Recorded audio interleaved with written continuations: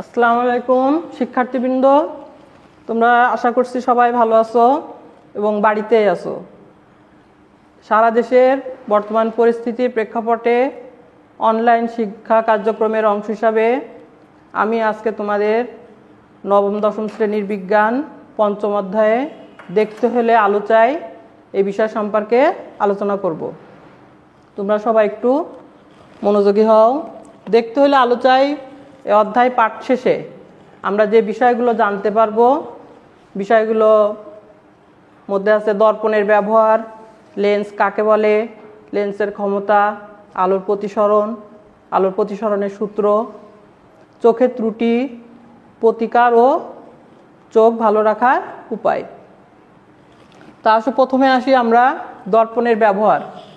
কোন কোন ক্ষেত্রে দর্পণ ব্যবহার করা হয়? সাধারণত নিরাপদ ড্রাইভিং দর্পণের ব্যবহার।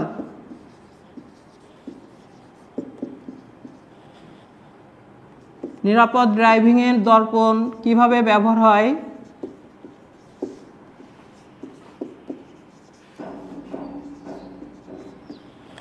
তোমরা অনেকে খেয়াল করেছো, রাস্তা দিয়ে আমরা যখন চলাচল করি বা আমরা বিভিন্ন যানবাহনে যখন উঠি তখন গাড়ির দুই পাশে দুইটা গ্লাস থাকে। এই গ্লাস থাকার উদ্দেশ্য কি? গ্লাস থাকার উদ্দেশ্য ড্রাইভার তার শরীরের কোনো অংশ না ঘুরিয়ে, অর্থাৎ বিশেষ করে ঘাড় না ঘুরিয়ে সে গ্লাসের দিকে তাকালেই তার সামনে বায়ে, ডানে বায়ে, পিছনে সমস্ত দিকে তার নজরে আসবে, তার শরীরে কোনো রকম মোচড় দেওয়া লাগবে না। এতে করে সে মানে কি নিরাপদে চলতে পারবে। এছাড়া আরও একটা গ্লাস থাকে, তোমরা এটাও দেখছো গাড়ির মাঝখানে, ড্রাইভারের একেবারে সামনেই।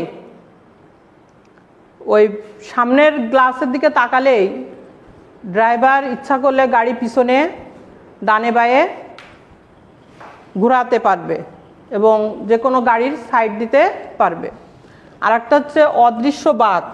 রাস্তায় আমরা যখন চলি, আমাদের এদিকে তো সাধারণত অত বাঁক থাকে না, কিন্তু পাহাড়ি রাস্তায় এত বাঁক থাকে, প্রায় 90 ডিগ্রি কোণে এই বাঁকগুলো থাকে। এখন ওই পাশ থেকে অর্থাৎ ড্রাইভারের বিপরীত পাশ থেকে কোনো গাড়ি আসছে কিনা সেটা দেখার জন্য বাঁকের অপোজিট পাশে একটা স্ট্যান্ডের উপরে গোলীয় দর্পণ দেয়া থাকে, যাতে ড্রাইভার খেয়াল করলেই ওই অপোজিট পাশ থেকে কোনো, অর্থাৎ তার উল্টো পাশ থেকে কোনো গাড়ি আসছে কিনা সেটা সে দেখতে পারবে এবং নিরাপদে সে চলতে পারবে। এটা গেল। আর একটা হলো আমাদের আলোর প্রতিসরণ।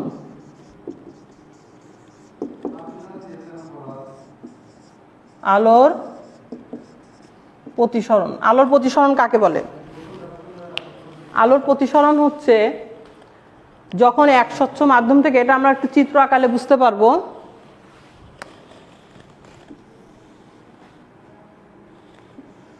এটা হলো হালকা মাধ্যম আর এটা হলো ঘন মাধ্যম।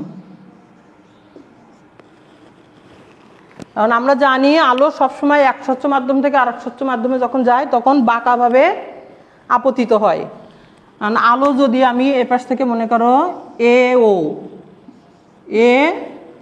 ও আপতিত হলো, এটা নিয়ম অনুযায়ী এভাবে যাওয়ার কথা প্রতিসরিত হয়ে, কিন্তু এটা না, যেহেতু হালকা মাধ্যম থেকে ঘন মাধ্যমে আসলো এই কারণে এটা একটু অবিলম্বের দিকে, এটা তো অবিলম্ব NO N', এটা হলো অবিলম্ব।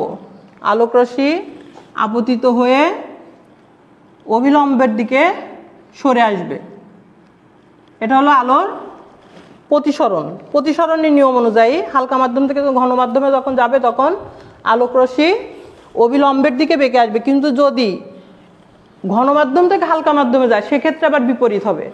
সেক্ষেত্রে অবিলম্ব থেকে প্রতিসরিত রশ্মিটা দূরে সরে যাবে। এটা হলো AB, এটা হলো প্রতিসরিত রশ্মি। আপতিত রশ্মি প্রতিসরিত রশ্মি অভিলম্ব থেকে দূরে সরে যাবে কখন? যখন ঘন মাধ্যম থেকে হালকা মাধ্যমে যাবে।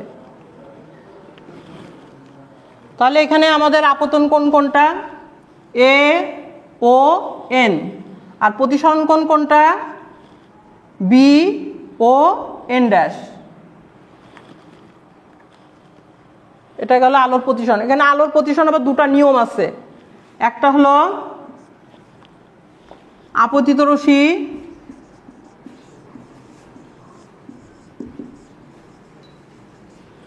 প্রতিসরিত রশ্মি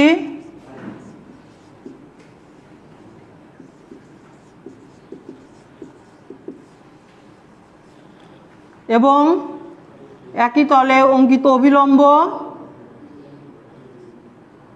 বিভেদ তলে অঙ্কিত অভিলম্ব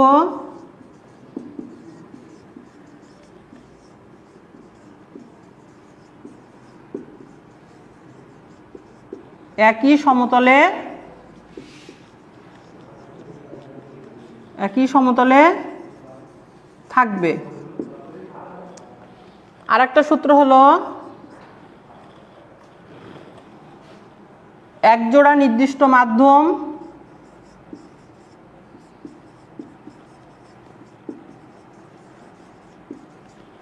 এবং নির্দিষ্ট রং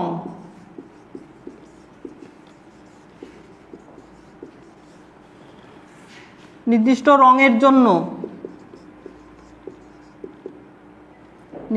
রঙের জন্য আপতন কোণের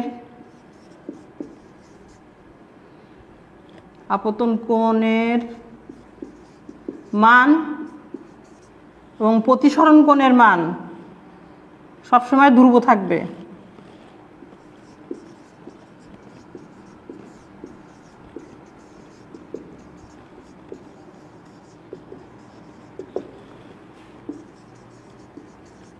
সর্বদা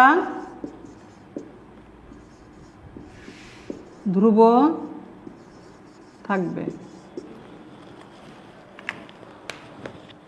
এখন আসি লেন্স। লেন্স হলো দুটি গোলীয় পৃষ্ঠ দ্বারা সীমাবদ্ধ প্রতিসারক,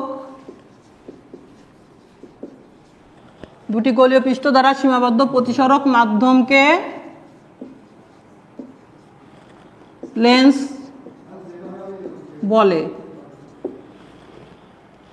লেন্স বিভিন্ন উপাদান দিয়ে হতে পারে, সাধারণত কাঁচ দিয়েই তৈরি হয়। তবে অনেক সময় বর্তমানে এখন এই যে কোয়ার্টজ এবং প্লাস্টিক, এই যে আমার হাতে যেটা আছে এটা প্লাস্টিক দিয়ে তৈরি। তবে সাধারণত হালকা ব্যবহারের জন্য কোয়ার্টজ এবং প্লাস্টিকের তৈরি চশমাটাই বা লেন্স এগুলোই ভালো, উপযোগী। আচ্ছা, লেন্স দুই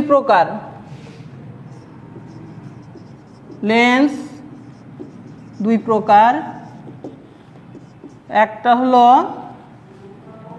উত্তল লেন্স আর অবতল লেন্স। উত্তল লেন্স দেখতে কেমন? উত্তল লেন্স সাধারণত দুটি গোলীয় পৃষ্ঠ দ্বারা সীমাবদ্ধ, যেহেতু বলেছি উত্তল লেন্স, এটাকে স্থূল মধ্য লেন্সও বলা হয়। এর দুই প্রান্ত সরু এবং মাঝখানটা একটু মোটা, এই কারণে একে স্থূল মধ্য লেন্সও বলা হয়। উত্তল লেন্স।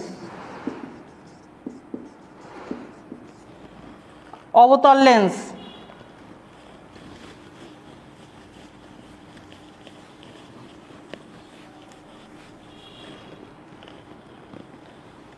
লেন্স এর মাঝখানটা সরু কিন্তু দুই পাশ প্রশস্ত,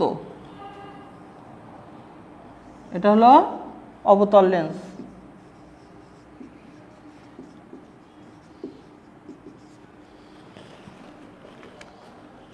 এখন আসি ফোকাস দূরত্ব।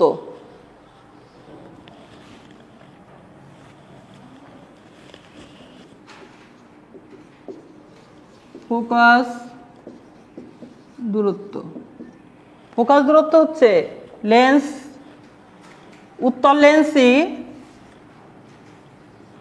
লেন্স, এখানে আলোক আমরা জানি একগুচ্ছ আলোক রশ্মি আপতিত হবে। উত্তল লেন্সের নিয়ম অনুযায়ী এটা, এর অপর নাম অভিসারী লেন্স বা মিলিত হওয়া। এই আলোক রশ্মিগুচ্ছ প্রতিসরিত হয়ে একটা নির্দিষ্ট বিন্দুতে মিলিত হবে।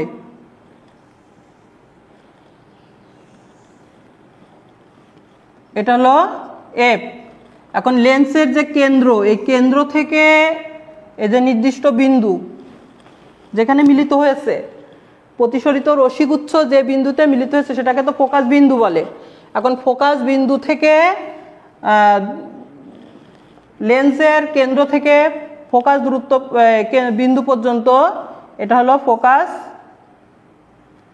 দূরত্ব।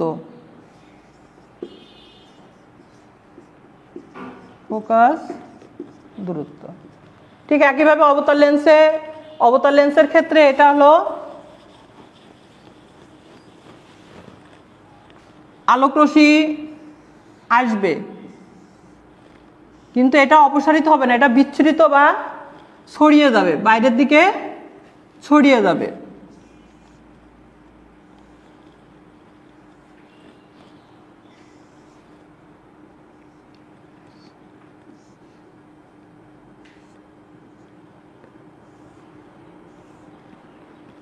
এটাকে যদি পিছনের দিকে কল্পনা করা হয় তাহলে এখানে নির্দিষ্ট একটা বিন্দুতে এসে এই একটা প্রতিসরিত রশ্মিগুলো মিলিত হবে। এটা হলো অবতল লেন্সের ফোকাস বিন্দু। এই কেন্দ্র থেকে এই ফোকাস বিন্দু পর্যন্ত দূরত্ব ঠিক একইভাবে অবতল লেন্সের ক্ষেত্রে এটা হলো ফোকাস দূরত্ব। এখন আসি লেন্সের ক্ষমতা।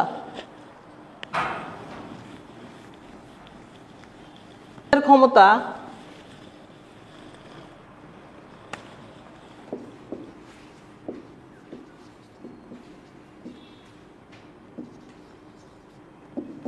লেন্সের ক্ষমতায় আলোক রশ্মি যখন এক স্বচ্ছ মাধ্যম থেকে আর এক স্বচ্ছ মাধ্যমে আপতিত হয়ে প্রতিসরিত হয়, তখন একগুচ্ছ আলোক রশ্মি, এটা সরলরেখা বরাবর তো যাওয়ার কথা, সরলরেখা বরাবর যখন যায় তখন একটা নির্দিষ্ট দূরত্ব পর্যন্ত যাওয়ার পরে, এই যে এটা যাচ্ছে যে এখানে আপতিত হওয়ার পরে প্রতিসরিত হচ্ছে, তা এই দূরত্ব সাধারণত লেন্সের ক্ষমতা সবসময় এক ধরা হয়।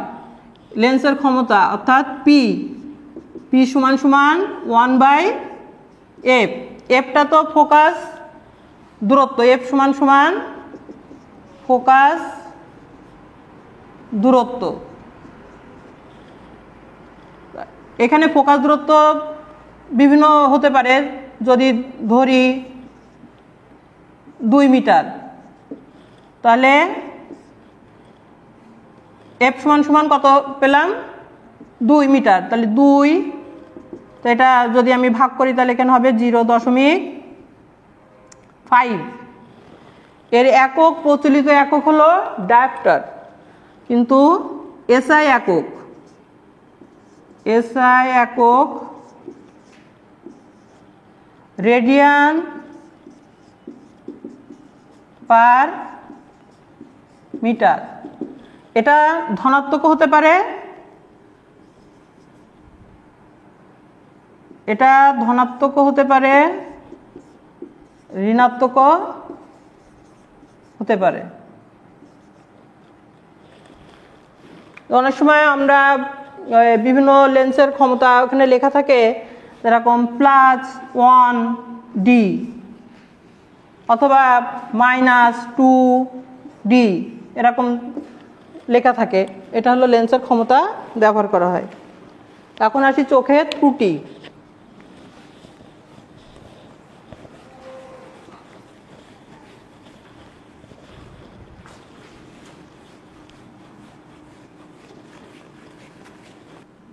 তার আগে একটা জিনিস আমরা স্পষ্ট নিকটতম বিন্দু, আমরা চোখের কোনো লক্ষ্যবস্তু আমরা যখন দেখি তখন একটা নির্দিষ্ট সীমার মধ্যে দেখি। যেমন একটা বস্তু দেখলে কতটুকু দেখলে আমার চোখে কোনো প্রেসার পড়বে না, তার বাইরে নিয়ে আসলে বা তার লক্ষ্যবস্তুর বাইরে যখন যায় তখন আমার যখন চোখে প্রেসার পড়বে তখন সেটা হলো স্বাভাবিক দৃষ্টি বলা হয় না। অর্থাৎ চোখ একটা লক্ষ্যবস্তুকে সবচেয়ে ভালোভাবে যে দেখতে পারবে সেই দূরত্বটা হলো 25 সেন্টিমিটার। সাধারণত বয়স্কদের ক্ষেত্রে স্পষ্ট দৃষ্টির সীমা এটা হলো 25 সেন্টিমিটার, আর শিশুদের ক্ষেত্রে এটা হলো 5 সেন্টিমিটারের কাছাকাছি, 5 সেন্টিমিটারের কাছাকাছি।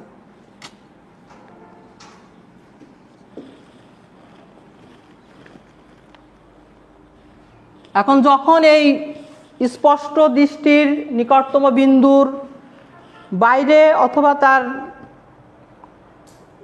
ভিতরের বস্তুকে আমরা যখন স্বাভাবিকভাবে দেখতে পাই না তখন সেটাকে আমরা চোখের ত্রুটি বলে থাকি। তাহলে চোখের ত্রুটি দুই ধরনের, সাধারণত চোখের ত্রুটি দুই ধরনের, একটা হলো স্পষ্ট দৃষ্টি, এই হ্রস্ব দৃষ্টি,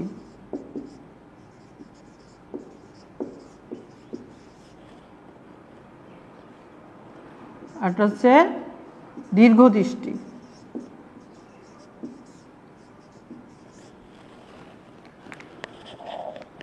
হ্রস্ব দৃষ্টি এটা যখন কোনো ব্যক্তি কাছের বস্তু দেখতে পায় কিন্তু দূরের বস্তু দেখতে পায় না তখন তাকে হ্রস্ব দৃষ্টি বলে। হ্রস্ব দৃষ্টির কারণ হলো যখন অক্ষিগোলকের ব্যাসার্ধ বৃদ্ধি পায়, এবং আমি এখানে একটু ছবি আঁকায় দিচ্ছি।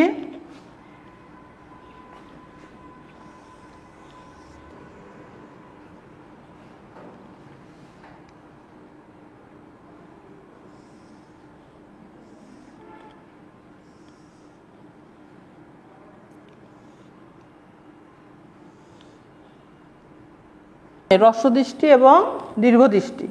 হ্রস্ব দৃষ্টি বলতে বোঝায় যখন কোনো ব্যক্তি কাছের বস্তু দেখতে পায় বা নিকটের বস্তু দেখতে পায় কিন্তু দূরের বস্তু দেখতে পায় না, তখন তাকে হ্রস্ব দৃষ্টি বলে।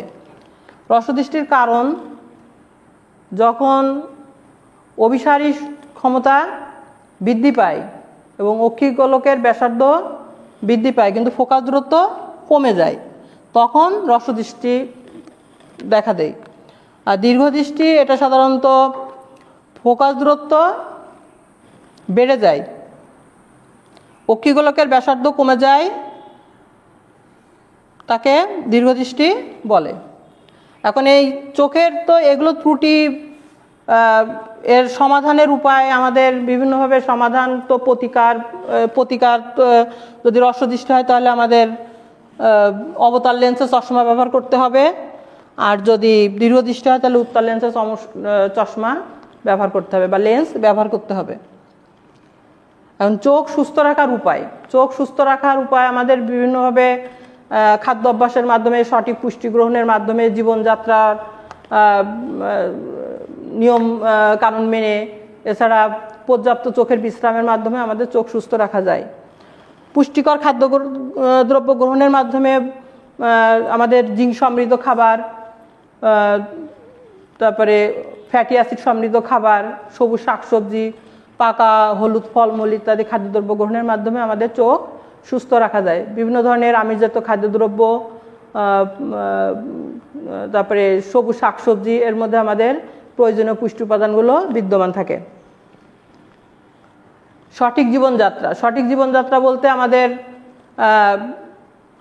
খাদ্য গ্রহণের সাথে সাথে আমরা যদি সঠিক খাদ্য অভ্যাস পালন করতে না পারি, যেমন সব কিছু খেলাম কিন্তু ধূমপান, রাত জেগে কম্পিউটার গেম খেলা বা মোবাইল দেখা, এই যে জীবনযাত্রার অনিয়ম বা পর্যাপ্ত রোদে আমরা যখন বের হই তখন সূর্যের যে অতিবেগুনি রশ্মি এটা আমাদের চোখকে ক্ষতি করে। আর ল্যাপটপ, কম্পিউটার, মোবাইল যাই ব্যবহার করি না কেন আমরা নির্দিষ্ট সময় পর পর চোখকে বিশ্রাম দেব, পর্যাপ্ত বিশ্রাম নেব। ঘুমানোর 6 থেকে 7 ঘন্টা আমরা বিশ্রাম নেব। ঘুমের মাধ্যমে আমাদের চোখকে বিশ্রাম দেওয়া সম্ভব।